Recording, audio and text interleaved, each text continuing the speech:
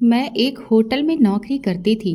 उस होटल के मालिक की नज़र बिल्कुल भी ठीक नहीं थी। वो अक्सर मुझसे ऐसे काम बताता रहता जिससे कि मैं उसके आसपास ही भटकती रहूं, और वो मुझे बिना वजह बार बार अपने कमरे में बुलाता रहता था। एक रात उसने मुझे बहुत ही ज़रूरी काम से अपने बंगले पर बुलाया। मैंने मना किया तो वो मुझे धमकाने लगा कि मुझे नौकरी से निकाल देगा। मजबूरी में मैं उसके घर पहुंची।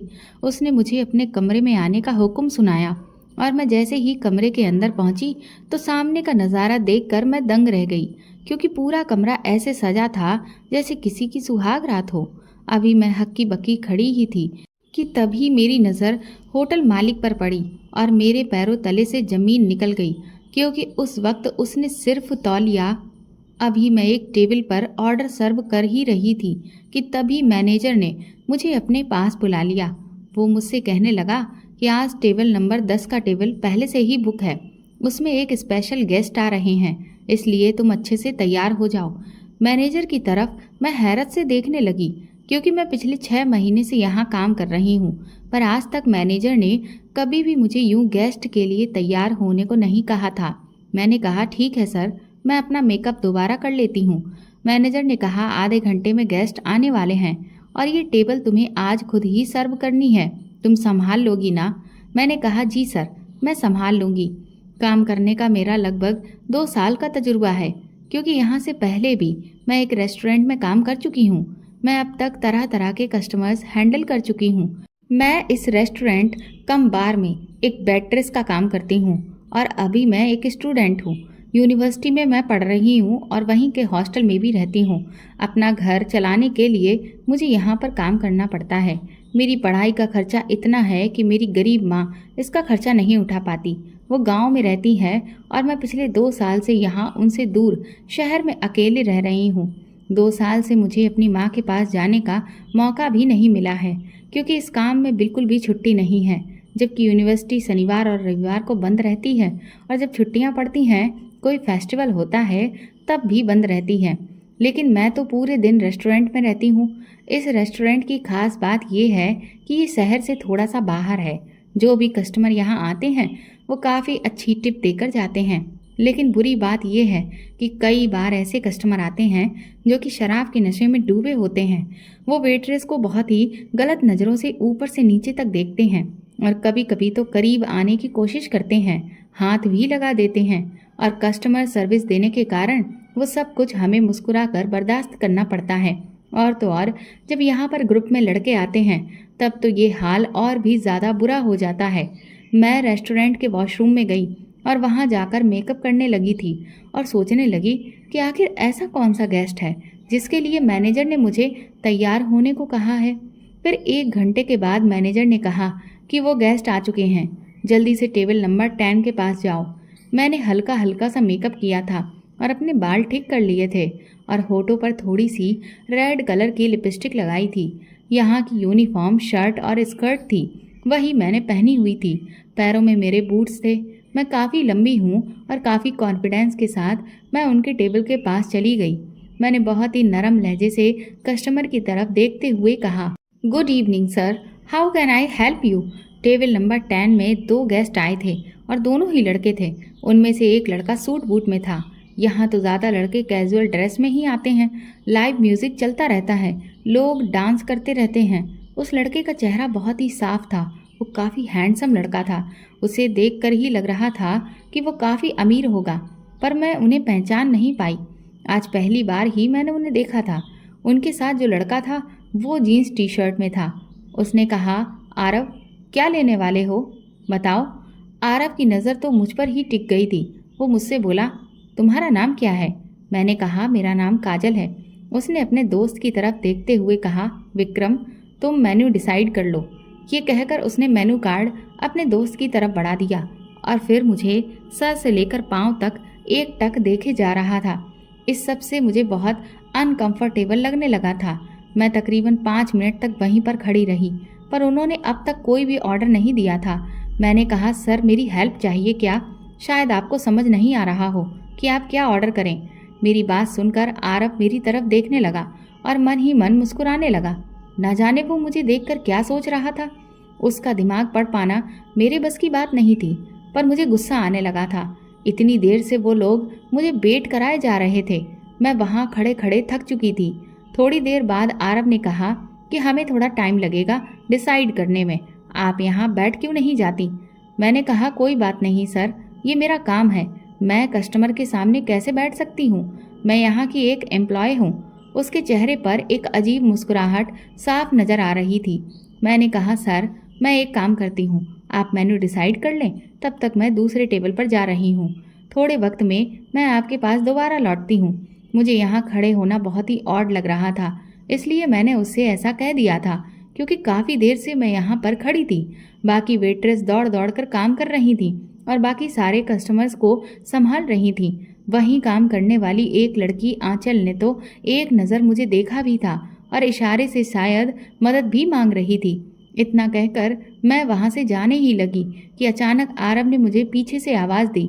वो बोला, मिस काजल, आप हमें यूँ छोड़कर कैसे जा सकती हैं? हमने तो ये सीट पहले से ही रिजर्व करवाया हुआ है। उसकी बात से मुझे गुस्सा आने लगा था। मैंने ज़बरदस्ती की मीठी आवाज़ बनाते हुए बहुत ही प्यार भरे अंदाज में कहा, सर, आपने टेबल बुक कराया है पर वेटर नहीं। वेटर का काम तो सारे कस्टमर को सर्व करना है और अभी यहाँ काफ़ी ज़्यादा भीड़ भाड़ है। मैं आपके पास काफ़ी देर से वेट कर रही हूँ। शायद मेरे सामने आपको डिसाइड करने में दिक्कत हो रही है। कभी कभी ऐसा होता है, ऐसे कस्टमर्स को हम थोड़ी प्राइवेसी देते हैं। ये कहकर मैं आरव की तरफ देखकर मुस्कुराने लगी थी। सीधी बात मैं उसे समझा दिया था कि मैं उसकी नौकरानी नहीं हूँ, कि जब साहबजादे का मूड हो तब वो ऑर्डर करेंगे, तब तक वेट्रेस को खड़ा करके उसको ऊपर से लेकर नीचे तक निहारेंगे। मेरी बात सुनकर आरव ने अपनी आंखें छोटी छोटी कर लीं और कहने लगा, अपने मैनेजर को बुलाओ। एक पल के लिए मैं थोड़ी सी घबरा गई। अगर मैनेजर को वो मेरी शिकायत कर देता तो मेरी जॉब जा सकती है। मैंने कहा कि आपको कोई इशू है तो आप मुझे बता सकते हैं सर। आरव ने कहा, नहीं, मुझे तुम्हारे मैनेजर से ही बात करनी है। ये कहकर वो उठ खड़ा हुआ। काफ़ी कॉन्फिडेंस के साथ वो मैनेजर के पास जा ही रहा था कि मैं पीछे पीछे जाने लगी और जल्दबाजी में बिना कुछ सोचे समझे मैंने आरव का हाथ पकड़ लिया। मैं काफ़ी घबरा गई थी कि वो मेरी शिकायत ना लगा दे मैनेजर को। मुझे उम्मीद थी वो मेरी शिकायत लगाएगा तो मेरी नौकरी भी जा सकती है। उसका हाथ पकड़कर मैंने कहा, मिस्टर आरव, आप 2 मिनट मेरी बात सुन लीजिए। ऐसा कहकर मैं उसे रेस्ट रूम एरिया में लेकर आ गई थी। मैंने कहा, सर देखिए, मैं यूनिवर्सिटी की स्टूडेंट हूँ। ये काम करके मैं अपनी पढ़ाई का खर्च चलाती हूँ। अगर आपने मेरी शिकायत की तो मेरी नौकरी खतरे में पड़ जाएगी। प्लीज़ आप मैनेजर से कुछ भी ना कहें। ऐसा कहकर मैं उसकी तरफ एक उम्मीद भरी निगाहों से देखने लगी थी। उसके चेहरे पर एक मुस्कुराहट आ गई। वो कहने लगा, तुम बहुत क्यूट हो। फिर मुस्कुराता हुआ वो वहाँ से जाने लगा। डर के मारे मेरी हालत बहुत ख़राब थी। वो सीधा जाकर अपनी सीट पर बैठ गया था। अपने दोस्त के साथ ना जाने वो क्या बातें कर रहा था। मैं घबराई हुई थी। उसके टेबल पर आकर मैं वापस खड़ी हो गई। अब उसके फ्रेंड विक्रम ने मुझसे कुछ ड्रिंक्स मंगवाई और मैंने राहत की सांस ली। बार में जाकर उनके लिए उनकी पसंदीदा ड्रिंक्स का इंतजाम मैं करवाने लगी थी। थोड़ी देर के बाद उसे लेकर मैं उनके पास आ गई। उसने मुझे कुछ स्नैक्स लाने को भी कह दिया। मैं स्नैक्स लाकर जैसे ही उनकी टेबल के सामने खड़ी हुई, उन दोनों की आपसी बातें मेरे कानों में आ गईं। विक्रम आरव से कह रहा था कि आखिर तुम्हें पिया पसंद क्यों नहीं है? इतने अमीर घराने की लड़की है, खूबसूरत है, पढ़ी लिखी है, और फिर तुम्हें क्या चाहिए? एक लड़की में जितनी खूबियां होनी चाहिए वो सब पिया में है। विक्रम की इस बात पर आरव ने झल्लाकर उससे कहा, तुम समझती क्यों नहीं? मुझे पिया इसलिए नहीं पसंद क्योंकि इससे आगे वो बोलने वाला था कि तभी उसकी नज़र मुझ पर पड़ गई। मुझे देखते ही वो चुप हो गया और मैं थोड़ा सा सहम गई। मैंने खुद को भी संभालते हुए उनसे कहा, एक्सक्यूज़ मी सर। वो दोनों मेरी ओर देखने लगे थे। मैंने मुस्कुराते हुए उनका स्नैक शेयर किया था। फिर वो लोग अपनी ड्रिंक्स एंजॉय करने लगे थे। तब तक मैं दूसरे टेबल पर काम संभालने लगी थी। तभी आंचल मेरे पास आई और कहने लगी, यार कहाँ थी तुम? आज इतनी ज़्यादा भीड़ भाड़ है, दौड़ते दौड़ते मेरी हालत ख़राब हो गई। मैंने कहा, मैनेजर साहब ने मुझे टेबल नंबर 10 को सर्व करने के लिए लगा रखा है। कोई स्पेशल गेस्ट आए हैं, पर शायद उनकी टेबल पर जाने में टाइम लगेगा। तुम लोगों की मैं मदद कर देती हूँ। बीच बीच में मैं आरव की टेबल में जाकर उनके बारे में भी पता लगा ले रही थी। आज दौड़ते भागते मेरी हालत भी बहुत खराब हो गई थी। आरव ने इशारे से मुझे बुला लिया और बिल लाने को कहा। मैं बिल लेकर उनके टेबल पर आ गई। बिल पेमेंट करने के बाद उन्होंने मुझे 10,000 रुपये का टिप दिया। ये देखकर मुझे बहुत ही बड़ा झटका लगा था। 100 रुपये 500 रुपये टिप तो हमें हर टेबल पर मिल जाता था, पर आज तक इतना ज़्यादा टिप मुझे कभी नहीं मिला था। आरव कहने लगा, तुमने काफ़ी अच्छा सर्व किया है। थैंक यू मिस काजल। मैंने कहा, thank you so much sir. ऐसा कहकर मैं वापस किचन में आ गई थी। बचा हुआ काम मैं अभी ख़त्म कर ही रही थी कि ऐसा करते करते रात के 2 बज चुके थे। शाम 6 बजे से लेकर रात के 2 बजे तक मेरी ड्यूटी रहती थी। कभी कभी काम ख़त्म करते करते 2 से 3 भी बज जाते थे। 2 बजे के बाद मैं बाहर निकल आई। यहाँ से मेरा हॉस्टल करीब 2 किलोमीटर दूरी पर है। इतनी रात को जाने में मुझे दिक्कत होती है, लेकिन कोई व्हीकल ना होने के कारण इतनी रात को मुझे पैदल चलकर जाना होता है। मैं चलने लगी थी।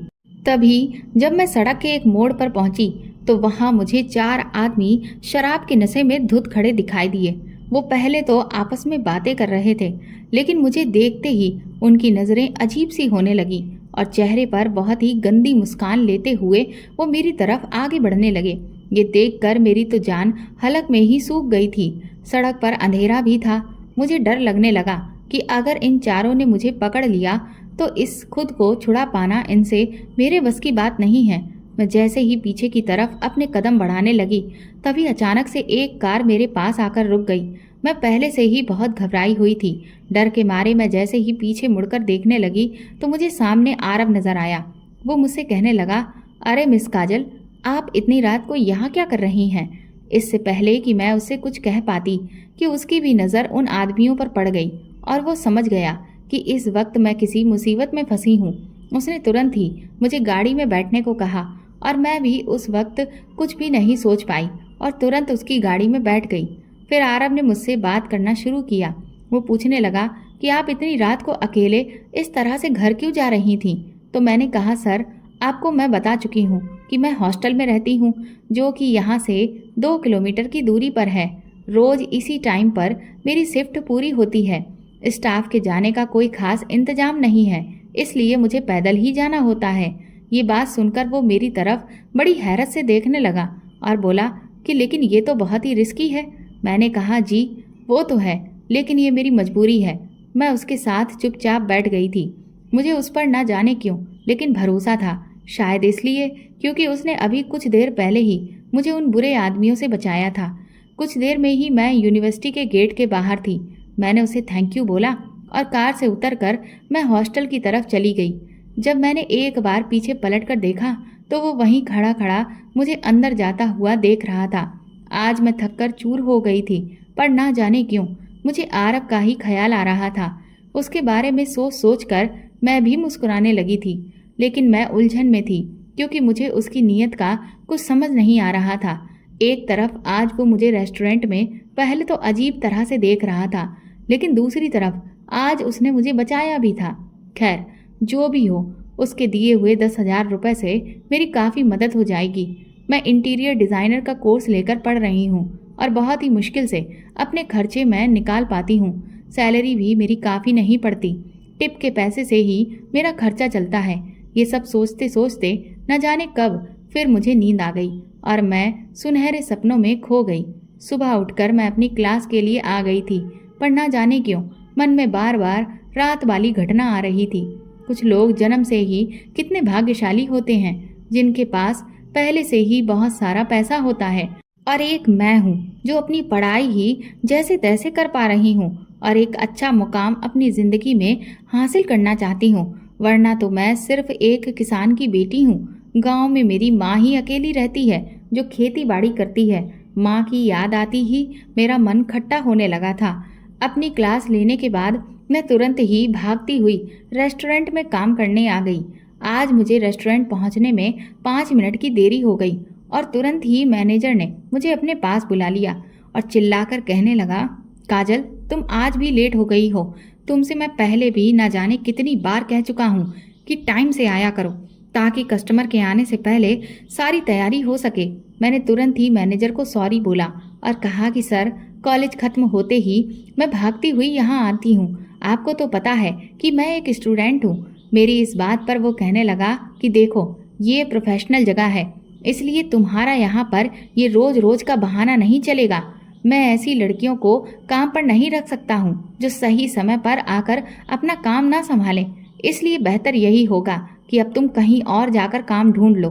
मैनेजर की ये बात सुनकर मुझे बहुत बड़ा झटका लगा था।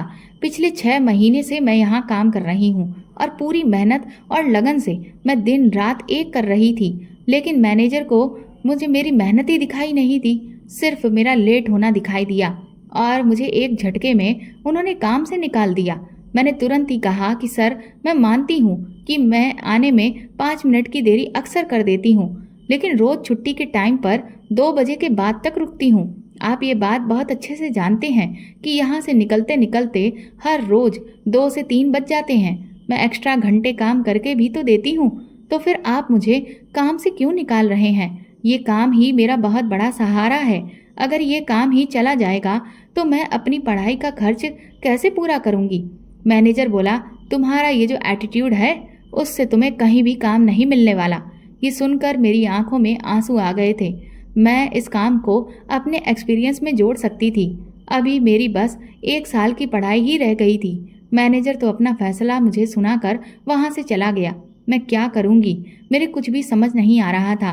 रोते रोते हुए मैं पैदल घर जाने लगी थी कि तभी मेरे पास आंचल का फोन आया। मैंने उसे रोते हुए सब कुछ बता दिया।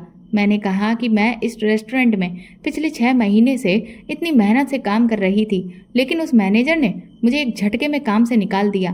वो कहने लगी कि वो मैनेजर बहुत ही ज़्यादा खड़ूस है, उसे ज़रूर कोई दूसरी लड़की मिल गई होगी जो और भी ज़्यादा कम सैलरी पर मान गई होगी। मैंने फ़ोन रख दिया। यही सब सोचते हुए मैं वापस अपने हॉस्टल आ गई, लेकिन उस रात मुझे टेंशन के मारे नींद ही नहीं आई।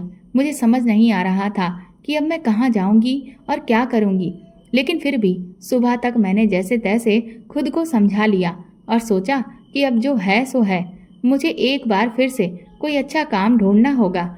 यही सोचते हुए मैं सुबह सुबह तैयार हुई और काम की तलाश में बाहर निकल आई। उस दिन मैं कॉलेज से छुट्टी ले ली थी। अभी मैं कुछ दूरी पर पहुंची ही थी कि तभी एक 12-13 साल का लड़का मेरे पास दौड़ता हुआ आया और उसने अचानक से एक पैम्पलेट मेरे हाथ में पकड़ा दिया और फिर वो वहां से भाग गया। ये देखकर मैं पहले तो हैरान रह गई। फिर मैं जब उस पैम्पलेट को पढ़ने लगी तो वो किसी बहुत ही बड़े होटल एंड रेस्टोरेंट का पैम्पलेट था, जिसमें सेक्रेटरी कम एडवाइज़र की जॉब थी। मुझे लगा कि शायद भगवान ने मुझे ये रास्ता दिखाया है और इसीलिए मुझे इस रास्ते पर चलना चाहिए। मैं तुरंत ही ऊपर वाले का शुक्रिया अदा करने लगी और उस होटल के एड्रेस पर आधे घंटे में मैं पहुंच गई। वहां पहुंचने के बाद मैंने रिसेप्शन पर जाकर इस वैकेंसी के बारे में बात की तो रिसेप्शनिस्ट ने बताया कि इसका इंटरव्यू बस आधे घंटे में ही होने वाला है। ये सुनकर तो घबराहट के मारे मेरा पेट ही खौलने लगा, क्योंकि ये तो बहुत ही कम समय था। ना जाने वो इंटरव्यू में मुझसे क्या पूछेंगे क्या नहीं, लेकिन फिर भी मैंने सोचा कि अगर इस बार मेरे हाथ से ये मौका चला गया तो कहीं ऐसा ना हो कि फिर महीनों मुझे नौकरी के लिए दर दर भटकना पड़े। इसलिए मैंने इंटरव्यू देने का फैसला कर लिया। रिसेप्शनिस्ट ने मुझे वहीं बैठने के लिए बोल दिया। आधा घंटा होने के बाद मुझे होटल के 2nd फ्लोर पर भेज दिया गया। जब मैं उस कैबिन में पहुंची तो वहां पर जो बॉस बैठे थे वो काफ़ी नरम स्वभाव के लग रहे थे। उन्होंने मेरा इंटरव्यू इतने अच्छी तरीके से लिया कि मेरा पूरा डर ही निकल गया और जब उन्होंने मुझसे मेरी सैलरी बताई तो मैं खुशी से झूम उठी, क्योंकि मुझे अब तक की अपनी पिछली नौकरियों में मुश्किल से 30,000 की सैलरी ही मिल रही थी, लेकिन यहाँ मुझे दोहरा काम करना था, पर सैलरी भी मेरी 80,000 रुपये थी। अचानक से इतनी ज़्यादा पैसे बढ़ जाने से मेरी खुशी का तो कोई ठिकाना ही नहीं था। मैंने तुरंत ही खुशी खुशी उनकी सारी टर्म्स एंड कंडीशंस पर हामी भर दी और उनके होटल के एग्रीमेंट पर भी साइन कर दिया। मुझे इस बात की भी खुशी थी कि कम से कम इस जगह का बॉस मेरे पिछले मालिकों की तरह खड़ूस और मतलबी तो नहीं है, वरना एक खड़ूस इंसान की सेक्रेटरी अगर मुझे बनना पड़ता तब तो मेरे लिए और भी ज़्यादा मुश्किल हो जाता। उसके साथ ही साथ अच्छी बात ये भी थी कि मुझे रहने के लिए इस होटल में ही रूम भी दिया गया था, जिससे मेरा हॉस्टल के रूम का जो खर्चा था वो भी पूरी तरह से बच रहा था। कुछ ही देर में मेरा ज्वाइनिंग लेटर भी मेरे हाथ में आ गया। अभी मैं अपनी खुशी मना ही रही थी कि तभी अचानक मेरे बॉस अपनी कुर्सी से खड़े हुए और सामने की तरफ देखकर कहने लगे, गुड मॉर्निंग सर। मैं थोड़ा सा हैरान रह गई कि ये तो यहाँ के बॉस हैं, फिर ये किसको गुड मॉर्निंग बोल रहे हैं। मैं जैसे ही पीछे पलटकर देखा तो मेरे पीछे आरव खड़ा हुआ था। उसे देख करके मेरी आंखें फटी की फटी रह गई थी। तब उस आदमी जिसको मैं अब तक इस कंपनी का मालिक समझ रही थी, उसने मुझे बताया कि आप इनकी सेक्रेटरी और एडवाइजरी के तौर पर यहाँ पर काम करेंगी, क्योंकि ये ही इस होटल के असली मालिक हैं, मिस्टर आरव सिंघानिया। आरव मुझे देखकर अजीब तरह से मुस्कुराते जा रहा था और जैसे उस दिन रेस्टोरेंट में ऊपर से लेकर नीचे तक वो मुझे देख रहा था, ठीक उसी तरह से आज फिर से देखने लगा, जिसे देखकर मुझे घबराहट होने लगी। मुझे ना जाने क्यों, लेकिन इस सब में कोई बड़ी साजिश नजर आ रही थी। तभी आरव के फोन पर किसी का कॉल आ गया और वो बात करने में बिजी हो गया। मैंने सामने खड़े हुए आदमी से पूछा कि सर आप कौन हैं? तो वो बताने लगा कि मैं तो यहाँ का मैनेजर हूँ। सर ने मुझे ही आज का इंटरव्यू हैंडल करने के लिए कहा था। अभी तक मैं इस नौकरी को लेकर बहुत खुश हो रही थी, लेकिन आरव और उसकी नज़रों को देखकर मुझे घबराहट होने लगी और ऐसा लगने लगा कि मुझे यहाँ नौकरी नहीं करनी चाहिए। इसलिए मैंने तुरंत ही मैनेजर से कहा कि सर माफ़ करिए, लेकिन मैं ये नौकरी नहीं कर सकती। इस पर वो मुझे समझाने लगा कि आप ऐसा क्यों कह रही हैं, ये नौकरी तो आपके लिए किसी गोल्डन चांस से कम नहीं है। आपको नहीं पता आप कितने बड़े बिजनेस टाइकून के होटल चैन की मेंबर बनने जा रही हैं। अगर आपको जानकारी नहीं है तो मैं बता दूं, आरव सिंघानिया इस शहर के ही नहीं बल्कि इंडिया के टॉप 10 बिजनेसमैन में से एक हैं और उनकी इस देश की कई सारी जगहों पर बहुत सारे होटल्स, रेस्टोरेंट और रिजॉर्ट्स की चेन चलती है। आपके पास अगर यहाँ का एक्सपीरियंस होगा तो आपको लाइफ में बहुत ज़्यादा बेनिफिट मिलने वाला है। और सबसे बड़ी बात तो ये है कि अगर आप अच्छा काम करेंगी और हमारे साथ ही जुड़ी रहेंगी तो कुछ ही सालों में आपको लाखों में सैलरी मिलने लगेगी। साथ ही फैसिलिटीज़ भी बाकी जगह से बहुत अच्छी है। मैनेजर की ये बात सुनकर मैं सोच में पड़ गई। तभी आरव मुझसे कहने लगा कि क्यों, यहाँ पर काम करने में क्या बुराई है? पिछली जिन जगहों पर भी काम करती थी वहाँ पर कैसे कैसे बदतमीज और शराबी लोग आते थे। क्या उनके बीच काम करना अच्छा लग रहा था? आधी रात को हॉस्टल वापस लौटना और हर वक्त एक डर के साए में रहना, क्या ये सब ज्यादा पसंद आ रहा था? यहाँ तो तुम्हें कहीं भी आधी रात को बाहर नहीं जाना है, बल्कि रहने के लिए भी तुम्हें यहीं पर रूम दिया जा रहा है और जब भी कॉलेज जाना हो तो उसके लिए व्हीकल की फैसिलिटी भी है। आखिर और तुम्हें क्या चाहिए? आरव की बात सुनकर मैं सन्न रह गई, क्योंकि बात तो वो बिल्कुल सही कह रहा था।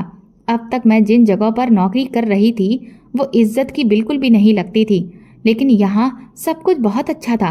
पर पता नहीं क्यों आरव की नज़रें कुछ और ही कह रही थीं, जिससे मुझे बार बार ऐसा लग रहा था कि कहीं मैं किसी और भी बड़ी मुसीबत में तो नहीं पड़ने वाली हूँ। इतनी देर में आरव ने मैनेजर को वहां से जाने का इशारा कर दिया। वो अचानक से मेरे काफी करीब आ गया और फिर से वही अजीब तरह से मुस्कुराते हुए मुझे देखने लगा, जिससे मैं बुरी तरह से घबरा गई। मैंने तुरंत ही कहा कि माफ़ करिएगा सर, लेकिन मैं ये नौकरी नहीं कर सकती। आरव ने कहा कि अब तुम चाहो तो भी इस नौकरी से पीछा नहीं छुड़ा सकती हो। मैं थोड़ा गुस्से में उससे कहने लगी, ऐसा कुछ भी नहीं है, मैं अभी और इसी वक्त इस काम को छोड़कर यहाँ से जा रही हूँ। आरव ने तुरंत ही पास में रखी हुई फाइल को उठाया और उसके पेज को खोलकर मुझे दिखाया और बोला कि तुमने अभी कुछ देर पहले इन एग्रीमेंट्स पर साइन किया है, जिसमें साफ साफ ये लिखा हुआ है कि अगर 2 साल से पहले तुमने इस काम को बीच में छोड़ा तो तुम्हें हर्जाने के तौर पर 5 करोड़ रुपए मुझे देने होंगे, और अगर तुमने इतने रुपए मुझे वापस नहीं किए तो फिर तुम्हें 10 साल तक की सजा भी हो सकती है। आरव की इस बात ने मेरे पैरों तले की जमीन ही निकाल दी थी। मैंने तो खुशी के मारे इन कागजों को इतने ध्यान से पढ़ा ही नहीं। मैंने सोचा कि ये तो सिर्फ मेरी ज्वाइनिंग के पेपर्स हैं। मुझे नहीं पता था कि इसमें ऐसा कोई बॉन्ड भी है। अब मैं मजबूर थी, क्योंकि 5 करोड़ रुपए तो क्या, मेरे पास तो आरव को देने के लिए 50,000 रुपए भी नहीं थे। इसलिए मैंने चुपचाप इस नौकरी को ज्वाइन कर लिया। ये देखकर आरव के चेहरे पर एक बड़ी ही लंबी मुस्कान आ गई। मैं अपना सारा सामान हॉस्टल से होटल के रूम में ले आई थी। हालांकि मैं इस वक्त बहुत परेशान थी, पर मैंने खुद को समझा लिया कि मुझे जैसे तैसे सिर्फ 2 साल ही तो यहाँ काटने हैं। और फिर मैनेजर की ये बात बिल्कुल सही थी कि यहाँ का एक्सपीरियंस मिलने के बाद मुझे किसी भी बड़े से बड़े होटल में आराम से नौकरी मिल जाती। इसलिए अपने करियर को ब्राइट करने के लिए अब इतना सब तो मैं कर ही सकती थी। मैंने खुद को शांत किया और गहरी सांस ली। जितनी सैलरी मुझे यहाँ से मिल रही थी उससे मैं अपनी पढ़ाई का खर्चा अच्छे से उठा सकती थी और गांव में जो भी ज़मीन मेरी गिरवी पड़ी थी उसके लिए भी मैं धीरे धीरे पैसा जोड़ के उस ज़मीन को छुड़ा सकती थी। ये सोचकर मैं अपने आप को खुश किया और पॉजिटिव करने की कोशिश करने लगी। अब हर रोज़ सुबह मैं होटल के व्हीकल से अपनी क्लास लेने जाने लगी थी। पहले ही दिन जब मैं शाम को कॉलेज से लौटी तो आरव ने मुझे अपने रूम पर बुलाया। जब मैं उसके रूम में पहुंची तो वहां सब कुछ बहुत ही बिखरा पड़ा था। उसने मुझसे कहा कि मैं जल्दी से इस सारे मैस को साफ करूं। ये देखकर मैं दंग रह गई। मैंने आरव से कहा कि सर, मेरा काम यहाँ हाउस कीपिंग का नहीं है। तो आरव ने मुझे चिल्लाते हुए कहा कि तुम मुझे बताओगी कि तुम्हारा काम यहाँ पर क्या है और क्या नहीं है। चुपचाप जो तुमसे कह रहा हूँ वो करो। आरव की बात सुनकर मैं डर गई। ये सब मेरी मजबूरी थी, इसलिए मैं चुपचाप उसका कमरा साफ करना शुरू कर दिया। मेरा डर अब सच साबित हो रहा था। मुझे पहले से ही लग रहा था कि मेरे साथ यहाँ पर बहुत बुरा होने वाला है और वही डर अब सही साबित हो रहा था।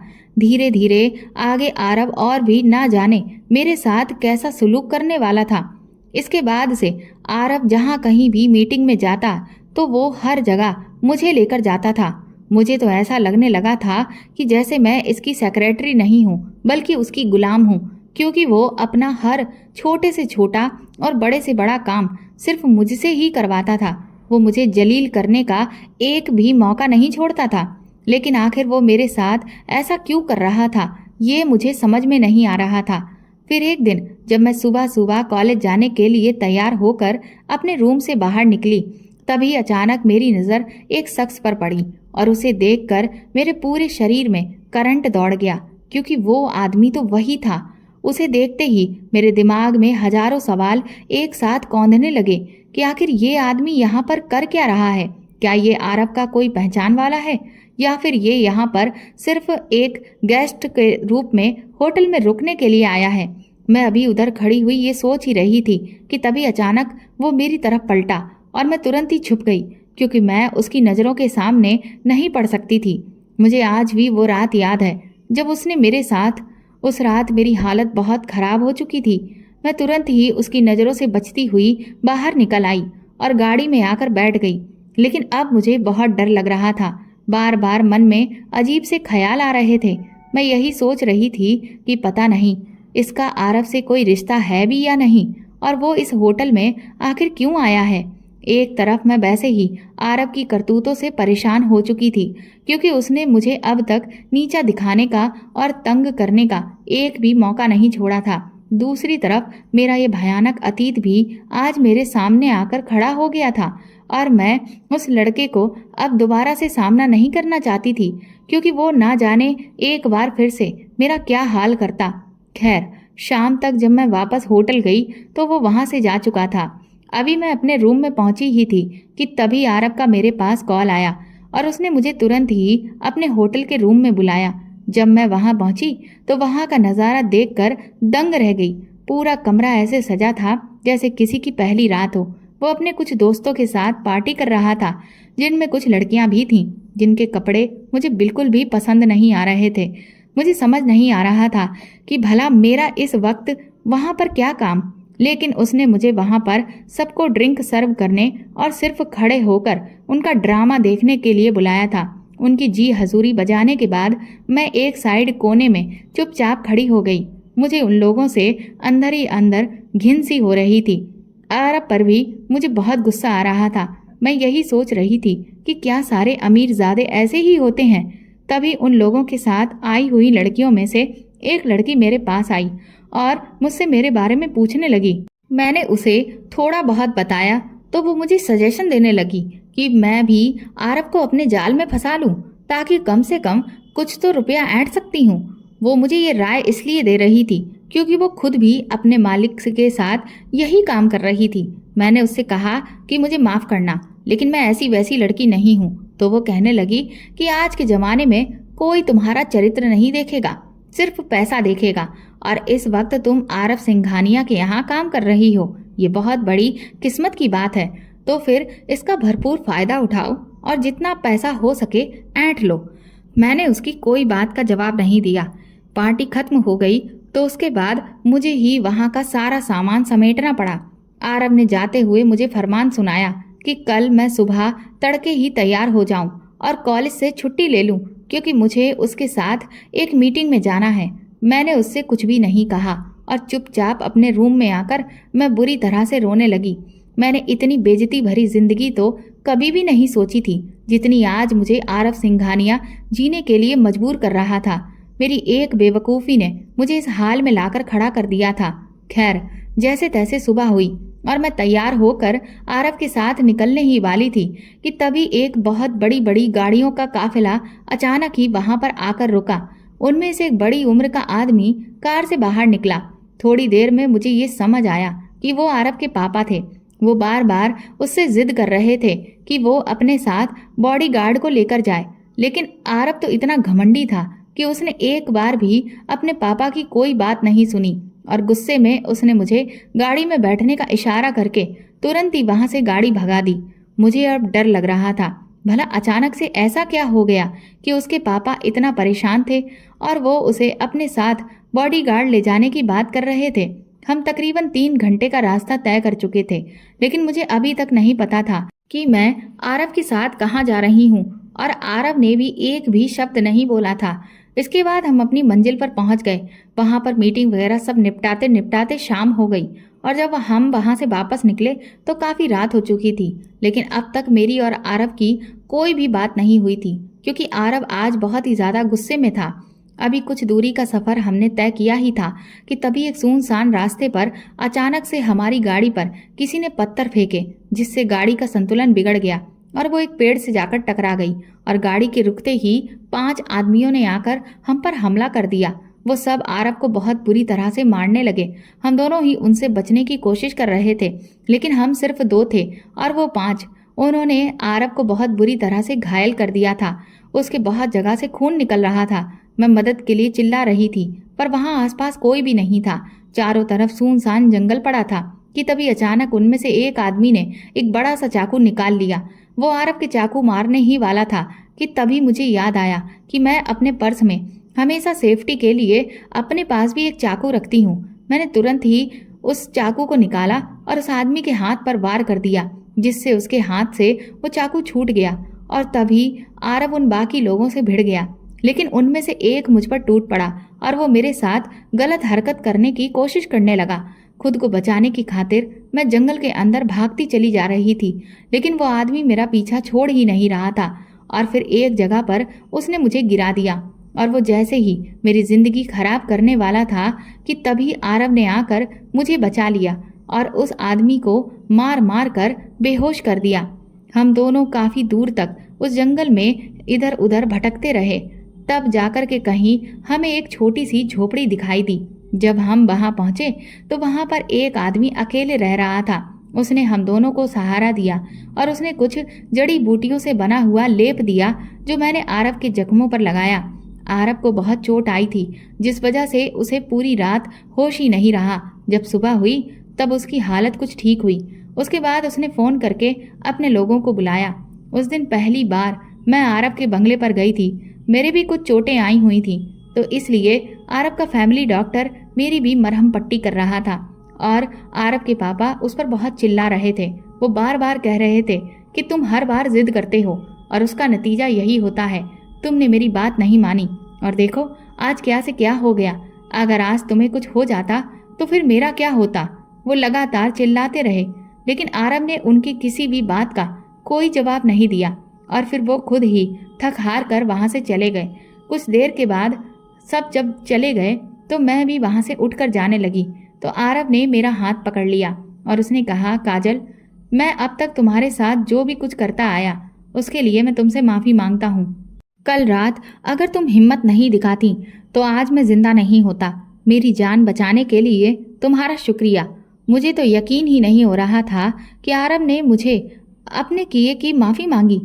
हालांकि मैं अब तक उससे बहुत नाराज़ थी, लेकिन ना जाने क्यों पर उसने जैसे ही माफ़ी मांगी मेरी आंखों से आंसू बहने लगे और मेरे दिल में भरा हुआ सारा गुबार अपने आप ही निकल गया। मैंने उससे तो कुछ भी नहीं कहा, लेकिन मैं वापस होटल लौट आई थी। आरव ने खुद ही मुझे कुछ दिन की छुट्टी दे दी थी जिससे मैं आराम कर सकूं।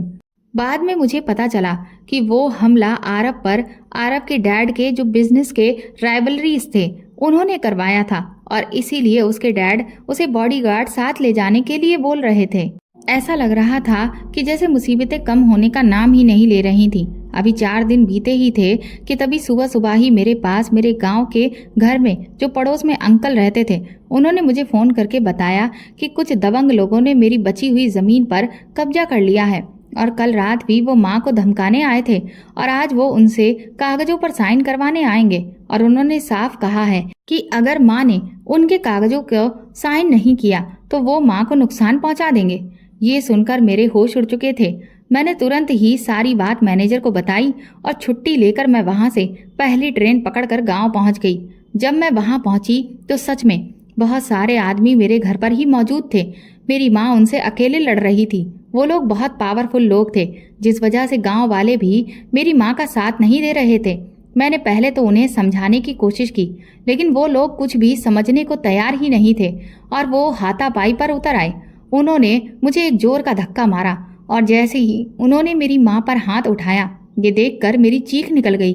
लेकिन इससे पहले कि वो मेरी माँ को हाथ लगाते, तभी अचानक से किसी ने आकर उनका हाथ पकड़ लिया। जब हाथ रोकने वाले शख्स को मैंने देखा तो वो और कोई नहीं बल्कि आरव था। आरव को देखकर मुझे बहुत राहत मिली। आरव अपने साथ हमारे जिले के डीएम, एसपी सभी को लेकर आया था और सच कहूँ तो पैसे में सच में बहुत ताकत होती है। यहीं अगर कोई गरीब होता तो इस मामले को सुलझाने में शायद सालों लग जाते, लेकिन 5 मिनट में ही सारा मामला सुलझ गया और उन लोगों को तुरंत ही जेल भेज दिया गया और ये भी समझा दिया गया कि आज के बाद वो कभी भी मेरे घर की तरफ आंख उठाकर भी देख ना पाएं।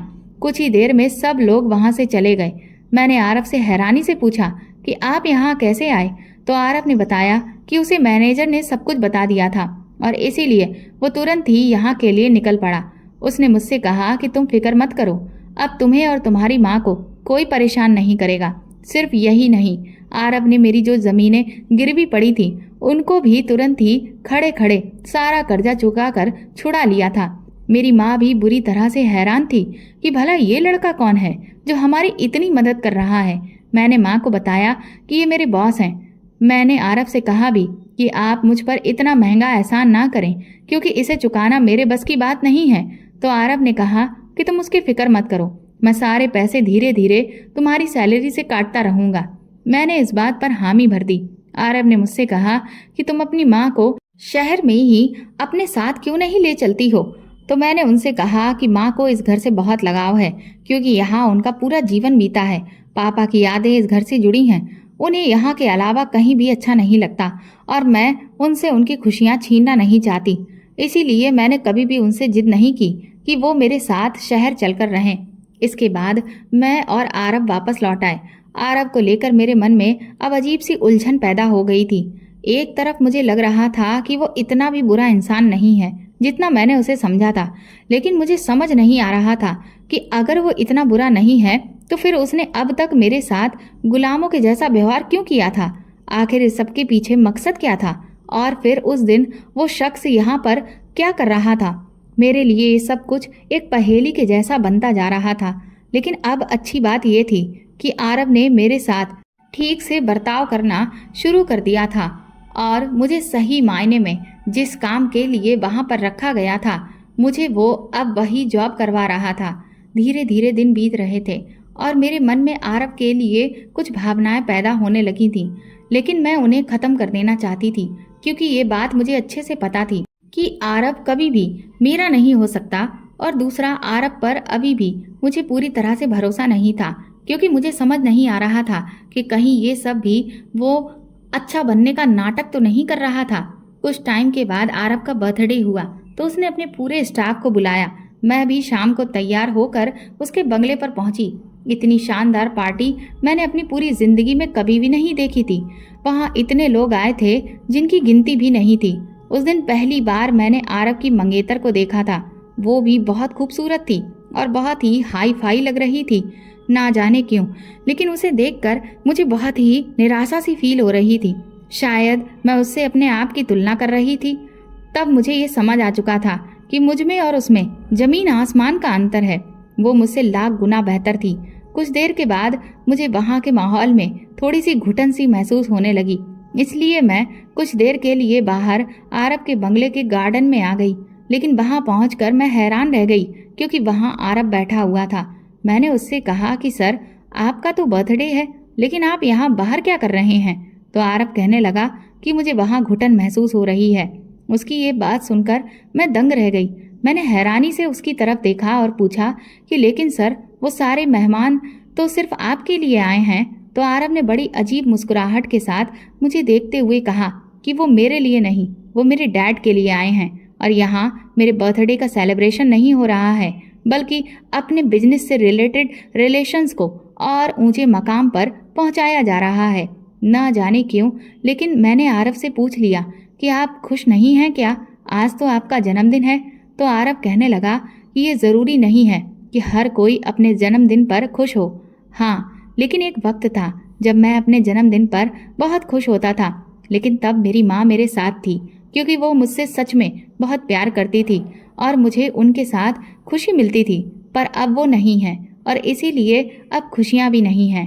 डैड के पास ना तो मेरे लिए प्यार है, ना वक्त, और पिया भी वैसी ही निकली जिसे सिर्फ पैसे और स्टेटस से प्यार है। न जाने क्यों, लेकिन आरब को उसके जन्मदिन पर इतना उदास देखकर मेरा दिल बहुत दुख रहा था। मैंने उससे कहा कि आप मेरी एक बात मानेंगे? उसने हैरानी से मेरी तरफ देखा। मैंने उससे कहा कि आपकी पार्टी तो काफ़ी बड़ी है, जिसमें बहुत सारा खाना पीना है, तो कुछ खाना आप पैक करवा कर मेरे साथ कहीं चलेंगे? उस वक्त आरब ने मेरी बात एक बार में ही मान ली और उसने मुझसे कोई सवाल भी नहीं किया। ये देखकर मैं भी हैरान थी। कुछ ही देर में मैं एक जगह पर उसे लेकर गई, जिसे देखकर आरव हैरान रह गया। दरअसल वो एक अनाथालय था, जहाँ पर मैं समय मिलने पर कभी कभी चली जाया करती थी। वहाँ के बच्चे बहुत ही प्यारे थे। मैंने आरव से कहा कि सर, इन बच्चों का भी कोई अपना नहीं है, लेकिन फिर भी ये बहुत खुश हैं, क्योंकि ये एक दूसरे से प्यार करते हैं और एक दूसरे में ही इन्होंने खुशियाँ ढूंढ ली हैं। उस दिन मैंने पहली बार आरब के न सिर्फ चेहरे पर बल्कि आंखों में भी खुशी देखी थी। वो उन बच्चों के बीच में पहुंचकर खुद भी बच्चा बन गया था। वो सारे अनाथ बच्चे आरब का साथ पाकर बहुत खुश थे। लगभग आधी रात तक हम सब ने मिलकर खूब सारे गेम्स खेले, जिसमें हमें बहुत मजा आया। जब हमारे वहां से चलने का वक्त हुआ तो सभी बच्चों ने आरब को घेर लिया और उन्होंने उसका हाथ पकड़कर उससे वादा लिया कि वो उनसे मिलने यहाँ जरूर आएगा और उनके साथ ढेर सारे गेम्स खेलेगा। आरब ने भी कहा कि वो उनसे मिलने ज़रूर आएगा। इसके बाद सभी बच्चे चले गए। आरब उस दिन बहुत खुश था। उसने मुझे कई बार थैंक यू बोला। उसने कहा कि तुमने इतने सालों बाद मुझे जो खुशी दी है उसे मैं शब्दों में बयां नहीं कर सकता। सच में तुमने आज मेरे जन्मदिन को बहुत ही स्पेशल बना दिया। मैंने आरब से कहा कि सर, खुशियाँ बांटने से ही बढ़ती हैं। बस मैं आपको इसीलिए यहाँ पर लेकर आई थी। उस दिन के बाद से मेरे और आरब के बीच में पता नहीं क्या ऐसा हुआ कि उसे मैं जब भी देखती तो मेरे दिल की धड़कन अपने आप बढ़ जाती। मैं उससे दूर भी रहना चाहती थी, लेकिन मैं उसके करीब भी जाना चाहती थी। आखिर ये सब हो क्या रहा था, मुझे समझ ही नहीं आ रहा था। मुझे लगने लगा कि कहीं मैं आरब से प्यार तो नहीं करने लगी हूँ। आरब भी मुझे हर पल अपने साथ साए के जैसे रख रहा था। एक हफ्ते के बाद ही मैंने अपने होटल के स्टाफ में एक उड़ती खबर सुनी कि आरब ने अपनी एंगेजमेंट तोड़ दी है। मैं हैरान थी कि भला उसने ऐसा क्यों किया। उसी रात जब मैं अपने कमरे में थी कि तभी अचानक मेरे रूम का दरवाज़ा बजा। दरवाज़ा खोलते ही जब मैंने सामने आरब को देखा तो मैं दंग रह गई। इतनी रात को वो यहाँ क्या करने आया था? उसे देखकर मैं घबरा गई, पर बिना कुछ कहे अपने आप ही वो मेरे कमरे में आ गया। मुझे डर लगने लगा। मुझे पहले वाला आरब याद आने लगा कि कहीं आज ये मेरे साथ कुछ ऐसा वैसा तो नहीं करेगा। लेकिन उस दिन आरब ने जो किया उसने मेरे होश उड़ा दिए। आरब ने मुझे अपने प्यार का इजहार कर दिया और शादी के लिए कहा। उसके मुंह से ये बात सुनकर मैं तो खुशी से झूम उठी थी। मुझे विश्वास नहीं हो रहा था कि अब तक जो फीलिंग्स मेरे मन में आरब के लिए थी, वही फीलिंग्स आरब के मन में भी मेरे लिए थी। आरव ने मेरी हामी मिलने के बाद मुझसे कहा कि वो अगले हफ्ते ही अपने डैड से हमारी शादी के बारे में बात करेगा, क्योंकि अगले हफ्ते उसके डैड लंदन से वापस आ रहे थे। वो रात मुझे खुशी के मारे नींद ही नहीं आई। मुझे तो ऐसा लग रहा था कि जैसे मैं कोई आम लड़की नहीं बल्कि सिंड्रेला हूँ, जिसकी किस्मत में एक राजकुमार लिखा है। लेकिन मुझे नहीं पता था कि मेरी ये खुशी बस चंद घंटे की ही है। सुबह होते ही मैं अच्छे से तैयार होकर एक लाल गुलाब लेकर आरव के रूम के बाहर जैसे ही पहुंची तो मेरे पैरों तले से जमीन निकल गई थी, क्योंकि मैंने आरव के रूम में उस शख्स को खड़े हुए देखा। दरअसल ये शख्स आज से तकरीबन 2 साल पहले मुझे उस रेस्टोरेंट में मिला था जहां मैं काम करती थी। एक एक करके वो पूरा वाकया मेरी आंखों के सामने तैरने लगा। मुझे अच्छे से याद है, उस दिन मैं अपने काम पर जैसे ही पहुंची तो मुझे सबसे पहले इसी आदमी, जिसका नाम राघव था, उसे सर्व करने के लिए बोला गया। मैं जब उसके पास पहुंची तो उसने मुझे ऊपर से लेकर नीचे तक घूरना शुरू कर दिया। मैं जैसे ही पलट कर जाने लगी तो उसने मुझे कहा कि जब तक वो अपनी ड्रिंक खत्म नहीं कर लेता मैं वहीं खड़ी रहूं। मैंने उससे कहा कि सर, मेरा काम यहाँ पर सभी कस्टमर को सर्व करना है, ना कि कस्टमर्स के पास खड़े रहना। तो उसने अपनी जेब से मोटी गड्डियाँ निकाली और उन्हें टेबल पर पटकते हुए कहा कि अब तुम यहीं खड़ी रहोगी। मुझे उसकी इस हरकत पर गुस्सा आ गया। मैं जैसे ही वहाँ से पलट कर जाने लगी तो उसने मेरा हाथ पकड़ लिया और मुझसे बोला कि मुझे पता है तुम नखरे इसलिए दिखा रही हो ताकि मैं तुम्हारा दाम बढ़ा दूँ। इससे पहले कि मैं उससे कुछ कहती तभी मैनेजर वहाँ आ गया। वो पूछने लगा, सर कोई प्रॉब्लम है? तो राघव ने पूरी गड्डियों को उठाकर मैनेजर के हाथ में रखा और उससे कहा कि अपने इस वेटर से कहो कि जब तक मेरी ड्रिंक खत्म नहीं होती वो यहीं खड़ी रहे। मैनेजर ने बिल्कुल वैसा ही किया और मुझे ऑर्डर देकर वो वहाँ से चला गया। अपनी नौकरी की खातिर मैं चुपचाप वहाँ खड़ी हो गई। जब तक ड्रिंक वो पीता रहा तब तक मुझे ऊपर से लेकर नीचे तक वो देखता रहा। मुझे उस वक्त बहुत बुरा लग रहा था। ड्रिंक खत्म होने के बाद वो मुझसे कहने लगा कि तुम मुझे बहुत पसंद आई हो। तुम्हें पता है कि मैं एक करोड़पति बाप की इकलौती औलाद हूँ। मेरे पास इतना पैसा है कि तुम पूरी जिंदगी ऐश के साथ रह सकती हो। तुम्हारे जैसी खूबसूरत लड़की मैंने आज तक नहीं देखी। मैं तुमसे शादी करना चाहता हूँ। उसकी इस बात पर मुझे गुस्सा आ गया। मैंने कहा कि सर, आपकी ड्रिंक खत्म हो चुकी है और मैं यहाँ से जा रही हूँ। इस पर राघव कहने लगा कि जानती हो, मुझसे शादी करोगी तो पूरी लाइफ बन जाएगी। मैं तुम्हें पैसों में तोल दूंगा। मैंने गुस्से से राघव से कहा कि आप अपनी ये बकवास बंद करिए। इस पर वो बोला कि चलो अच्छा ठीक है, शादी ना सही लेकिन कम से कम एक रात तो बिता सकती हो ना। बताओ तुम्हारी एक रात की कीमत कितनी है? जितना पैसा बोलोगी उतना पैसा मैं तुम्हारे हाथों पर रख दूंगा। उसकी इस बात से मेरा खून खौल उठा और मैंने खींचकर एक तमाचा उसके गाल पर दे मारा, जिससे वो बुरी तरह से खिसिया गया और उसने मुझे धमकी दी कि वो मुझे छोड़ेगा नहीं, वो मुझे मेरी औकात दिखाकर ही रहेगा। मैं उसे बिना कोई जवाब दिए वहाँ से चली आई और बस उसके बाद मुझे नौकरी से निकाल दिया गया। तभी मैं अपने अतीत से बाहर निकल आई। मैंने देखा कि राघव आरव से बोला कि मान गया मैं तुम्हें। तुमने आखिर अपनी शर्त को पूरा करके दिखा दिया और उस 2 टके की लड़की को उसकी औकात भी दिखा दी। तू ही मेरा सच्चा दोस्त है जिसने उस लड़की से मेरा बदला ले लिया। अब बस आज रात का इंतजाम और कर दे ताकि मैं उसकी इज्जत की धज्जियां उड़ाकर अपने बदले की आग को पूरी तरह से ठंडा कर दूं। ये बात सुनकर मेरे पैरों तले से जमीन निकल गई। मुझसे अब 1 मिनट के लिए भी वहां रुका नहीं जा रहा था। मैं तुरंत ही रोती हुई अपने कमरे में आ गई। अब मुझे पूरा खेल समझ आ रहा था कि तभी मेरा फोन बजा। दूसरी तरफ आंचल बोल रही थी। उसने कहा, काजल, आज मुझे एक बहुत बड़ी सच्चाई पता चली है। दरअसल तुम्हें इस मैनेजर ने नहीं निकाला था, बल्कि आरव सिंघानिया ने पैसे देकर तुम्हें इस रेस्टोरेंट से निकलवाया था। इतना सुनने के बाद अब मुझे पूरा खेल समझ आ गया था। ये सब कुछ उस राघव और आरव ने मिलकर किया था ताकि वो मुझसे बदला ले सके और मुझे नीचा दिखा सके, क्योंकि उस रात मैंने उसके नीच दोस्त को उसकी असलियत दिखा दी थी और उसके पैसों को ठुकरा दिया था। मैं कभी सपने में भी नहीं सोच सकती थी कि कोई इतना भी नीचे गिर सकता है कि बदला लेने के लिए इस हद तक गिर जाए। मैंने तुरंत ही अपना सामान समेटकर बैग में पैक करना शुरू कर दिया। भाड़ में जाए बॉन्ड, अब चाहे जो कुछ भी हो। लेकिन मैं यहाँ 1 मिनट भी रुकने वाली नहीं थी, क्योंकि रात तक तो पता नहीं मेरा क्या हाल हो। मैं जैसे ही अपने रूम से बाहर निकली तभी मैंने हॉल में राघव को आरव के ऊपर चिल्लाते हुए देखा। राघव का गाल बुरी तरह से लाल हुआ पड़ा था। साफ समझ आ रहा था कि उस पर किसी ने थप्पड़ बरसाए हैं। वो गुस्से में तमतमाता हुआ आरव को धमका रहा था कि आरव ने उसके साथ बिल्कुल भी ठीक नहीं किया। आरव ने भी राघव से कहा कि अगर उसने कोई भी ऐसी वैसी हरकत की तो वो उसे जिंदा नहीं छोड़ेगा। इसके बाद राघव वहां से गुस्से में चला गया।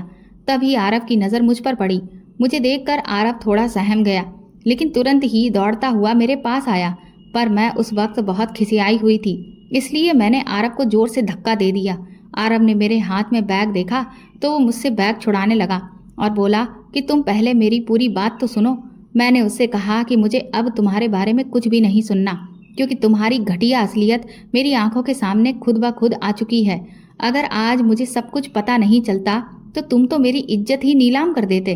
कहाँ तो मैं ये सोच रही थी कि तुम एक अच्छे इंसान हो और मुझसे सच्चा प्यार करते हो, लेकिन तुम्हारी नज़र में तो मेरी इज्जत की कोई वैल्यू ही नहीं है। मेरा इतना कहना था कि आरव भी गुस्से में आ गया और उसने तुरंत ही मेरा हाथ पकड़ा और मुझे अपने कमरे में ले गया। मैंने उससे कहा कि तुम्हें क्या लगता है मुझे कुछ पता नहीं? मैंने खुद अपने कानों से सब कुछ सुन लिया है और अपनी आंखों से सब कुछ देख भी लिया है। राघव ने जो कुछ भी तुमसे कहा, आरव कहने लगा कि तुमने जो भी सुना आधा ही सुना है। आधी सच्चाई सुनकर तुम यहाँ से भाग गई। इससे पहले कि मैं आरव से कुछ कहती कि तभी विक्रम वहाँ आ गया। वो कहने लगा, काजल, आरव बिल्कुल सच कह रहा है। उस दिन जब राघव ने उस रेस्टोरेंट में तुम्हारे साथ ये हरकत की थी तो उस वक्त हम दोनों भी वहीं थे, लेकिन हमारा एक और फ्रेंड आ रहा था, इसलिए उसे लेने के लिए हम रेस्टोरेंट के बाहर गए हुए थे। जब लौटे तब तक सब कुछ हो चुका था और फिर विक्रम ने आरव से ये शर्त लगाई कि वो तुमसे विक्रम की बेइज्जती का बदला हर हाल में लेकर रहेगा। उस वक्त आरव ने ऐसा किया था, लेकिन जब आरव ने तुम्हें जाना, समझा और तुम्हारे साथ वक्त बिताया तो उसमें बहुत सारे चेंजेस आए और अब वो तुमसे सच में प्यार करने लगा है। इसीलिए जब राघव ने तुम्हारे खिलाफ बोलना शुरू किया तो आरव ने मार मार कर उसकी हालत खराब कर दी। वो तो मैं बीच में आ गया, वरना आज राघव अपनी जान से हाथ धो बैठता। आरव तुरंत ही घुटनों के बल मेरे सामने बैठ गया और हाथ जोड़कर मुझसे माफ़ी मांगने लगा। वो बोला कि उस वक्त मैं जैसा था, पर अब मैं पूरी तरह से बदल चुका हूँ और प्लीज़ मुझे बड़ी मुश्किल से दोबारा कोई प्यार करने वाला मिला है, इसलिए मेरा साथ कभी मत छोड़ना। आरव की आंखों में आंसू थे जो उसकी सच्चाई के गवाह थे। मैंने आरव को माफ़ कर दिया और फिर आरव और मेरी शादी 2 महीने के बाद बहुत ही धूमधाम से हो गई और आज मैं आरव के साथ अपनी एक खुशहाल शादीशुदा ज़िंदगी जी रही हूँ। दोस्तों, आपको ये कहानी कैसी लगी हमें कमेंट करके ज़रूर बताएं और प्लीज़ इस कहानी को ज़्यादा से ज़्यादा शेयर और लाइक करके मेरे चैनल को सपोर्ट करें।